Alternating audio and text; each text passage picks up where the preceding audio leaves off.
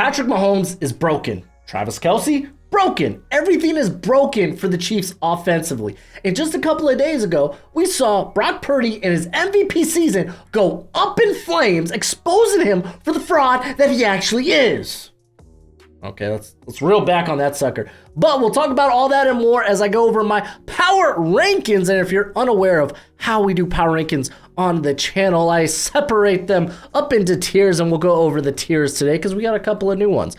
I got bottom of the league. Hey, it's your worst teams in the NFL. Above that, I have could play spoiler. Teams that are, yes, they're still bad, but they can maybe dash the hopes of a few playoff hopefuls. Above that, I have outside looking in. Teams I'm fairly confident that they might be vying for the playoffs now, but I'm very confident that they won't make them. And then above that is playoff contenders. Teams that I think could sneak into the playoffs or can make the playoffs. You know, essentially your above average squads. And then playoff teams. Teams I'm 100% are going to make the playoffs, and won't surprise me if they have a little run. And then, of course, your Super Bowl contenders. Let's go ahead and get this sucker started. Well, of course, at the bottom with 32, it's the Carolina Panthers. Man, they had a nice little comeback, man. I know it's Joe Barry's defense, but it's nice and it's encouraging. It's hopeful to see flashes from Bryce Young in this game. He really looked good. Missed a couple of easy throws early, but he got in a rhythm. He was starting to hit big plays. It was just encouraging. So I wanted to give a shout out to Bryce Young there. At 31, I do have the Washington Commanders. Wow, man, things are just getting bad. Riverboat Ron is probably going to get fired, which, I mean, no doubt, we probably knew that about 6 weeks ago. Now Sam Howell doesn't look like the guy. It's not been like the finest month for Sam Howell. He was just benched for a second time, and then Jacoby Brissett just comes in and rallies the team back to, well, a closer loss. And I mean, I don't want to put it all on Sam Howell. Like, people are going to look at the interceptions and be like, yeah, that's why it's bad. But the interceptions honestly weren't his fault. It's just he's been unable to move the offense last couple of weeks. So, really rough. But yeah, Washington, they're going to be probably with a new coaching staff looking for the next guy. So, hey, well, the Sam Howell hype is it's dead.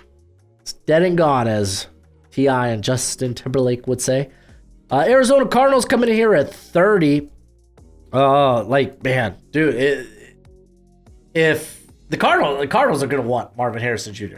This team just doesn't look like it has playmakers outside of Trey McBride. I know Hollywood Brown has been hurt, but even then, it's like he's probably a wide receiver too at best, and he is a free agent this year.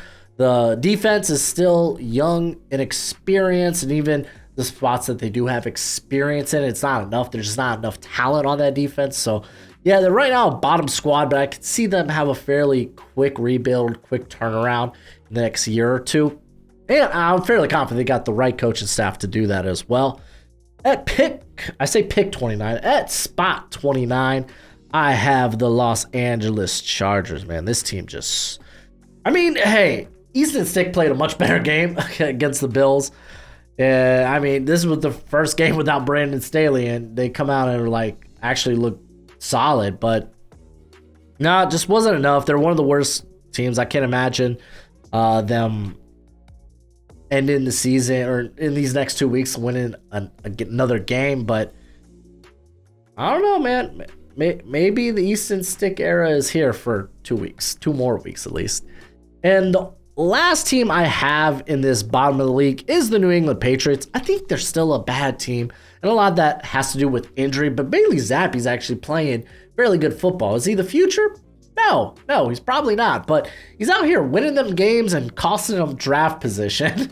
Shout out to rookie Chad Ryland, man, hitting the 56-yard game winner. But yeah, man, that was a good victory there by the Patriots. Honestly, they could end up being bumped into the could play spoiler if they keep winning. But let's go ahead and move to that could play spoiler category tier with the Tennessee Titans. I don't know if they're going to shut down Will Levis. A lot of that kind of rides on this, or else, like if Will Levis does return, I know it's an ankle sprain, so could be out for another week, could just shut him down for the year, which in that case probably puts him more here. But I mean, they played the Seahawks close. They played Houston. Granted, it was Case Keenum close, and they beat the Dolphins. So, I mean, they've had a decent run the last few weeks. The run game actually got going. Derrick Henry finally seeing a little bit of daylight this week. Had a passing touchdown. I think I saw someone say Derrick Henry has more passing touchdowns this year than Ryan Tannehill, and that made me giggle. But the defense is like kind of fine. It's Mike Vrabel. Even he will get even when his defense is underachieving, he will get a little bit out of them. I mean, they got a lot of questions at corner right now, and some of that's injury. But I don't know. Again, depending on the status of Will Levis, that probably drops him to this bottom of the league tier. But I'm gonna have him right here for now. I'm gonna have the Tyrod Taylor led New York Giants right here, almost coming up with the upset, man. They were down 20-3 early in that game against the Eagles. They benched Tommy DeVito. Sorry, bud. Tommy Cutlets is right in the pine now because Tyrod Taylor is back.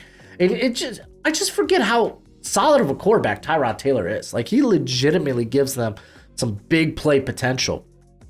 And, I mean, this one started off, like, the comeback started off early with the kickoff where you had Isaiah Simmons just spin a guy right into Boston Scott for the fumble. That led to a touchdown. Then you had the Dory Jackson pick six where Dallas Goedert slipped on the route.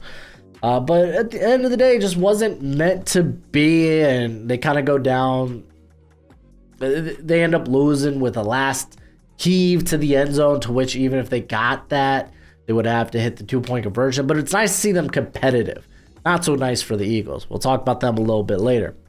Right ahead of the Giants, I'm going to have the Jets. They're fairly close. Trevor Siemian comes out and, throws 50 times? What the heck is that? That's wild. But they got up early in this game and then just kind of like let Jacoby Brissett come back, ultimately needing a game-winning field goal to seal the deal. But still, I think the Jets have a much better defense than the Giants, so that's kind of why I have them edging out the Giants here.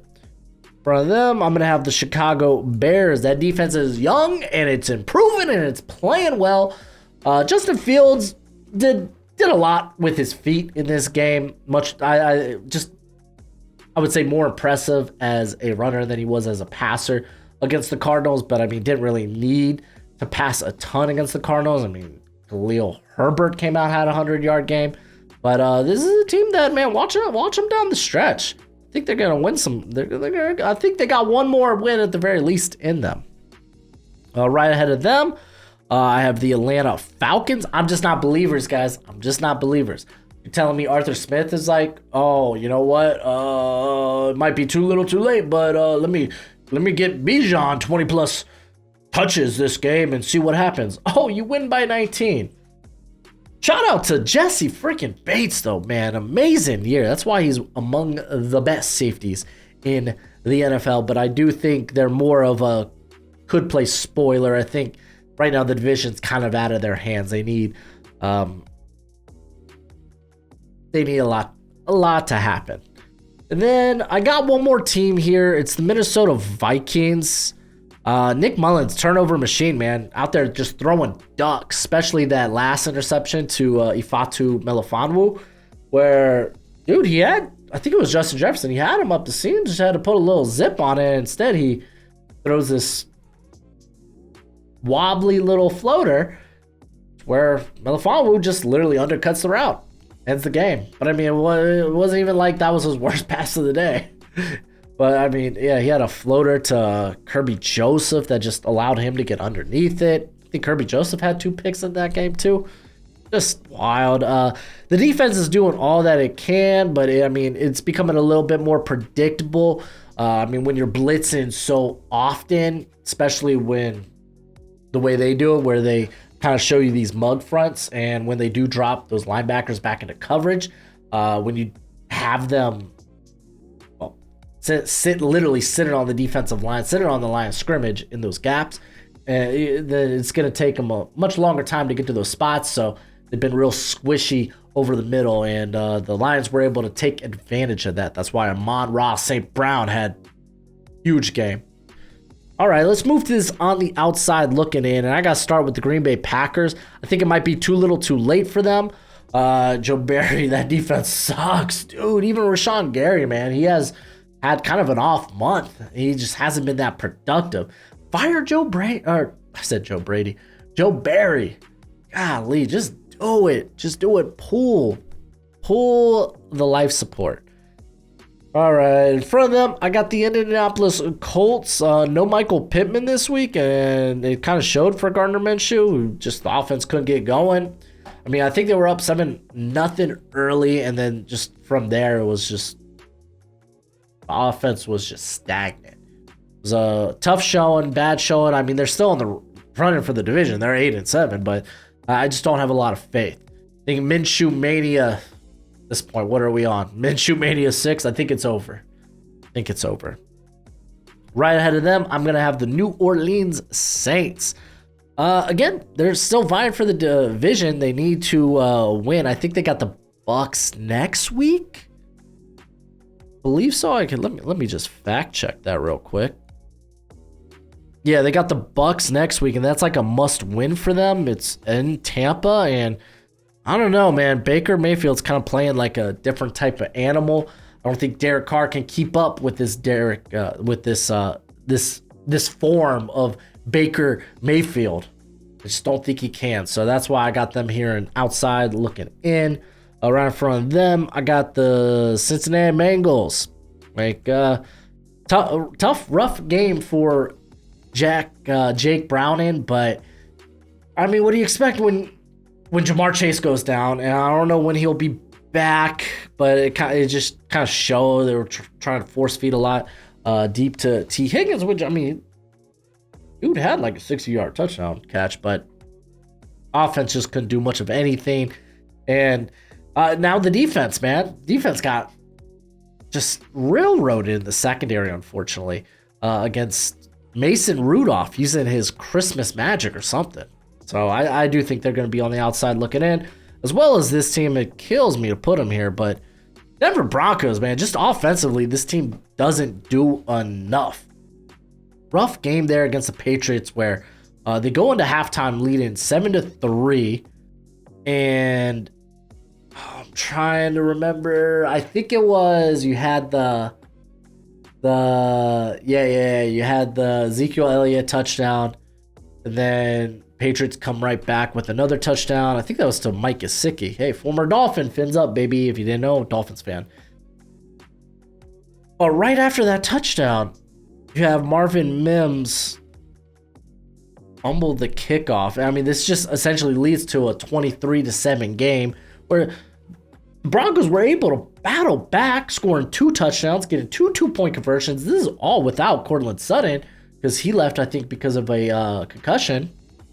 But at the end of the day, I mean, they got the ball. They had a chance to drive. They go 3 and out. Instead, give it to Bailey Zappi, who's able to get Patriots in position for the game-winning field goal.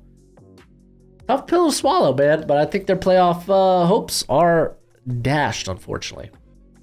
And then, oh, man, I'm loving the Raiders right now. They need to hire Antonio Pierce.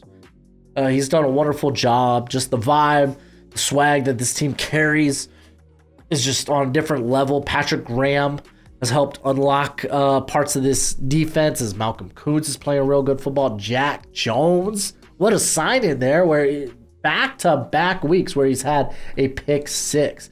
Just nutty, and they shut down Mahomes company, keeping those playoff hopes alive for, I mean, I don't think they'll make it, but man, I love just the strong case that Antonio Pierce has made, and just the difference, man. Just the difference, the whole aura. I mean, Aiden O'Connell can go 3 quarters without completing a pass, and they win the game, man. Just wild. All right, we're going to move to this playoff contender tier, and I'm going to have the Houston Texans be the first team there. Unfortunately, they need CJ Stroud. Like, Case Keenum ends up getting replaced by Davis Mills because Keenum wasn't effective. Injuries are just really piling up. You had Charlie Yeah, Charlie Heck. He ends up starting at right tackle and just gets mollywopped by Myles Garrett and Zadarius Smith. I mean, a lot of people will, but having Heck there didn't really help. Didn't help matters none.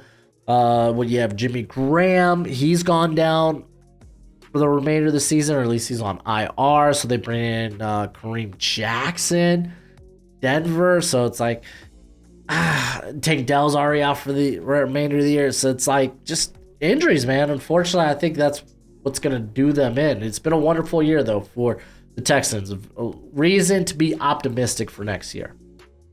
Right ahead of them, I'm going to have the Pittsburgh Steelers. Mason Rudolph might very well save this team.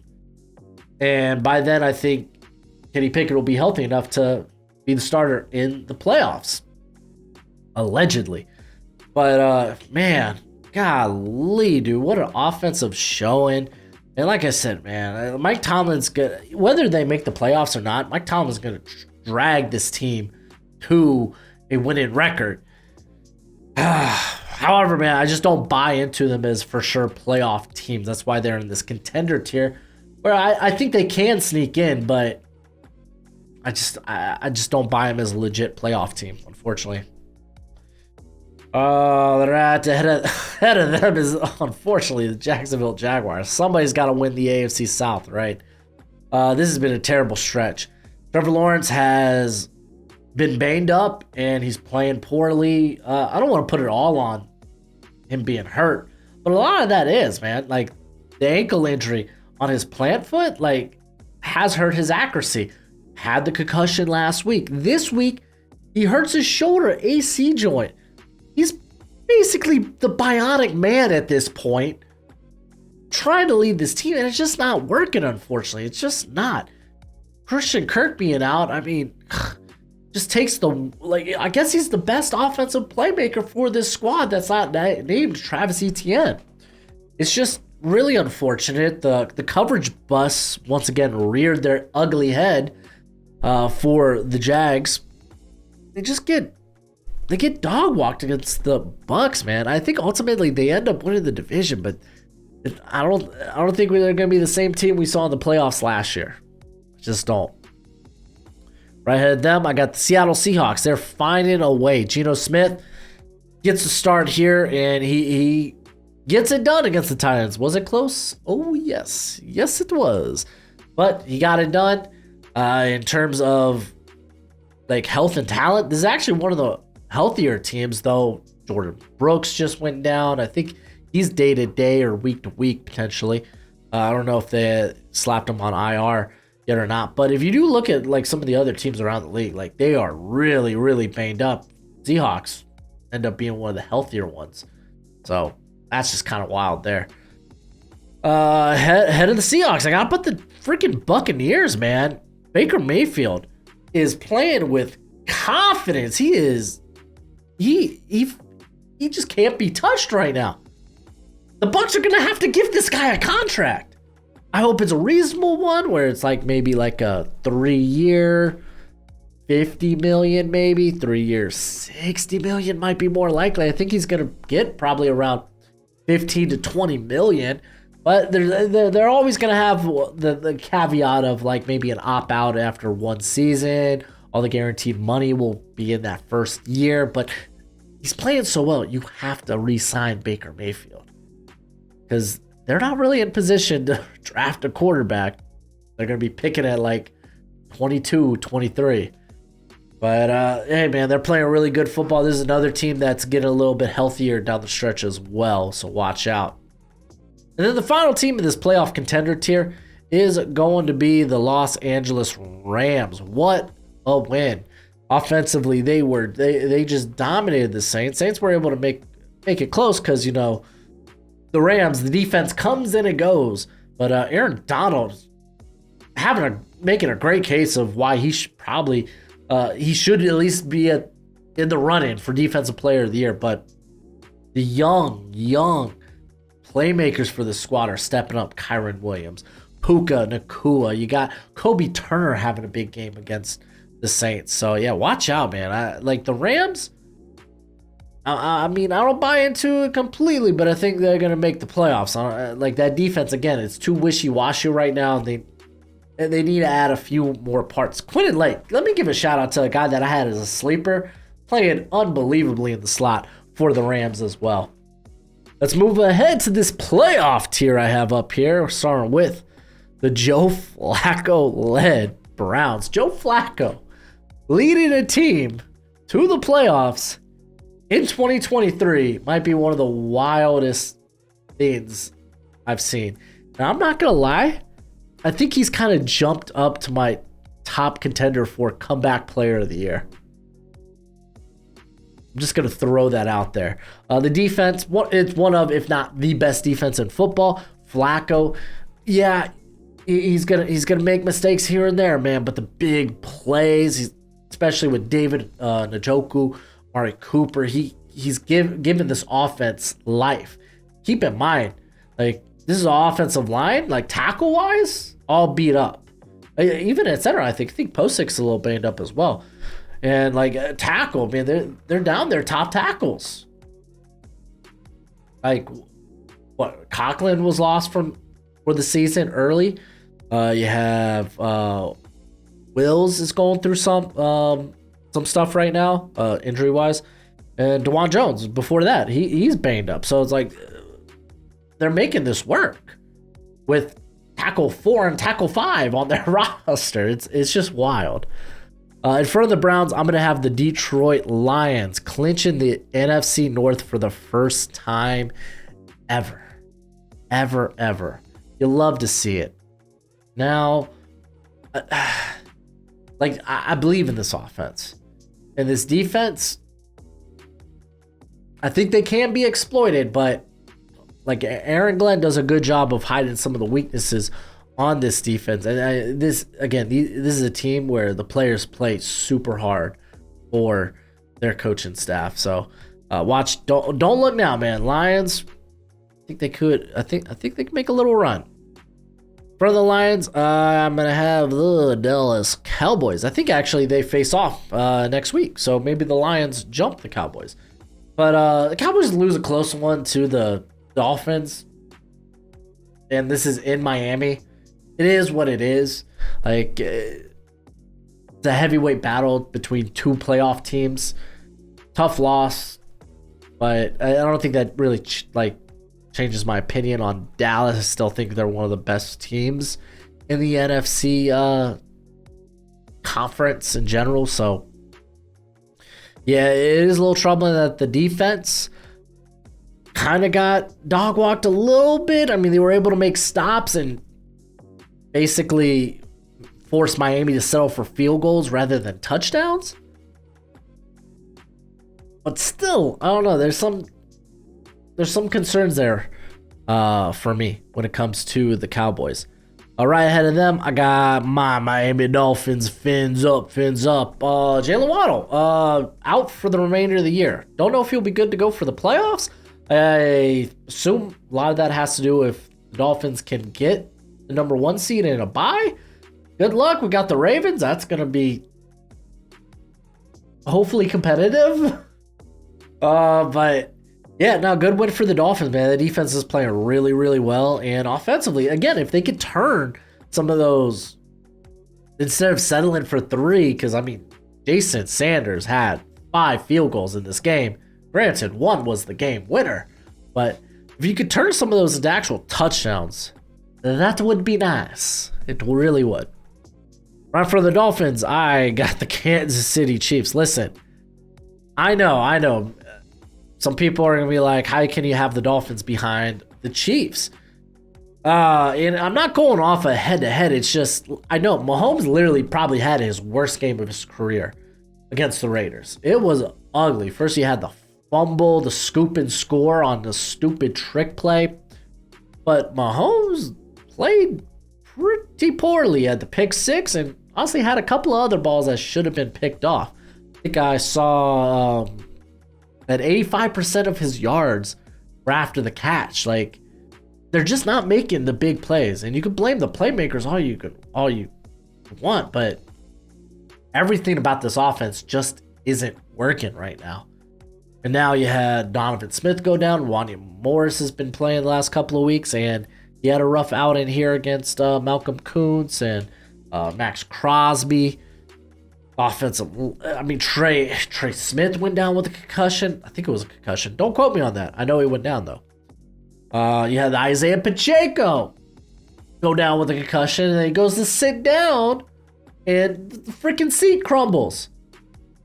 Things aren't right in KC right now, unfortunately. And it's just really making it hard on a defense that's playing really good football, unfortunately. It really, but I'm not going to bet against Mahomes. That's the thing. When it comes to the playoffs, I'm not going to bet against Mahomes. That's why I have them in front of Miami. Right ahead of them, I got the Philadelphia Eagles. Offense honestly wasn't half bad this game. Unfortunately, the defense just keeps giving up big plays. That coverage unit is just not playing good football right now. They really, really aren't. That game should not have been as close as it was. That's reason for concern.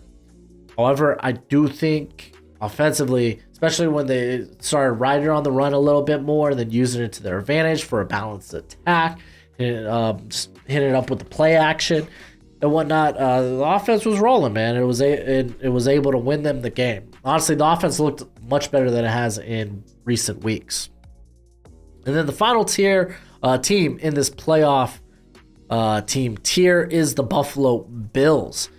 I know people might be shocked. They barely beat the Chargers, the Easton Stick-led Chargers. Listen, man, they're coming off a week where they just railroaded the Cowboys, and I buy into this team making a strong push going into the playoffs. Like, I'm scared as a Dolphins fan. I'm scared to face this team last week of the season, and it's a home game for us. I'm not like Josh Allen is playing reasonably good football as long as he could, and he stayed away from the turnovers last couple of weeks, to be fair, because they've been really leaning into the run game. But Allen did it with his feet this week, 2 touchdowns. The defense is doing, I think, a reasonably solid enough job to essentially keep their offense, or the defense is doing a solid job at mitigating what opposing offenses are doing to allow their offense to get hot. So, yeah, my only complaint is, like, where was James Cook in the passing game this week? Unless I guess the Chargers did a good job shutting that down. Now, Super Bowl contenders, I think y'all know how this is going to go. We're going to start with the Niners. Brock Purdy is not a fraud, guys. He's not. I think he's a top 10 to 12 quarterback in the league. I don't think he's like one of the best quarterbacks in the league, but I think he's really good. And you kind of caught him on a bad week this week. To be fair, that offensive line was falling apart. Trent Williams got hurt. Colton McKivitz and Spencer Burford, who normally plays guard, out there playing right tackle. They had bad games. The pressure was immense. And they were facing one of the best defenses in the league. Not all of Brock Purdy's interceptions were on him. A lot of them, or I say a lot of them, half of them were tipped passes. For instance, the Kyle Hamilton pass was one that was tipped, or the interception. You had the Patrick Queen interception where Purdy was hit as he was making the throw. So, like, I get it. Not great game for Purdy, but I think he's done enough to prove, like, no, he still can be really good. And when this team is running on time and able to get to the playmakers and allow them to make plays, watch out. However, Kyle Shanahan, 0-38 when it comes to, was it losing by 8 or more points in the second half? Something that's scary. That's scary, especially for going to the playoffs. Like, can this team, if they need to, mount a comeback? It's going to be the big question. And then, of course, the Baltimore Ravens here at number 1. I mean, they just knocked off the Niners in San Francisco. It was a wonderfully played game. by the Baltimore Ravens. The defense was fierce, ferocious. Kyle Hamilton had 2 picks. Honestly, I think it was the second pick where he was clipped at the legs by CMC, and then was proceeded to be fallen on, like just squashed by I can't remember if it was Colt McKivitz or if it was Aaron Banks. It was one of the offensive linemen. He gets up, kind of sticks with the play, and ball ends up getting tipped backwards right into his hands. It was a beautiful thing. The defense played brilliantly. The offense was able to get moving in the second half and turn those turnovers into actual touchdowns. Wonderful statement win for the Ravens. Go easy on my Dolphins next week, please. Please. Oh, golly. We don't have Jaylen Waddle, man. Come on. But that's it for the video. Let me know what you think in the comment section below. Yeah, just give me your thoughts on everything. But as always, until next time, you be easy, my friends. Later.